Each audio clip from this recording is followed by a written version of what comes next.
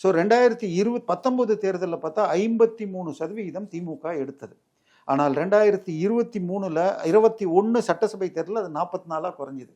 அப்போ ஜெயிச்சதுக்கு காரணம் ஓட்டு பிரிப்பு 2 பேர் பண்ணாங்க. ஐ மீன் சீமானை தனியாக விட்டுருங்க, அது 8லேருந்து 7, 6.5, 7, 8ன்னு வந்திருக்கு. அது தனியாகவே இருக்காது, அதை பெரிதே பண்ண வேண்டாம். அதுக்கு அவர்கள் பணம் பெறுகிறார்கள்ங்கிறத விட்டுருங்க. யாரை எங்கே நிறுத்தணும், இந்த இடத்துல இந்த ஜாதிக்காரர் வேண்டாம் என்று திமுகவிடம் அவர் பணம் வாங்கிக்கிறாருங்கிறதுல எனக்கு இரண்டாவது கருத்தே இல்லை. உதாரணமாக இப்போ கடைசி 24 தேர்தலில் கூட இது சென்ட்ரல் மெட்ராஸில் ஒரு முஸ்லீம் கேண்டிடேட் பெயர் அறிவிக்கப்பட்டதாக நாம் தமிழர் இதில் போட்டாங்க. அதுக்கப்புறம் மண்ணடி இதிலெல்லாம் முஸ்லீம் ஓட்டு பிரித்தா எங்களுக்கு பாதிப்பு வரும்னு சொல்லி வேற ஒரு கேண்டிடேட் போடப்பட்டது.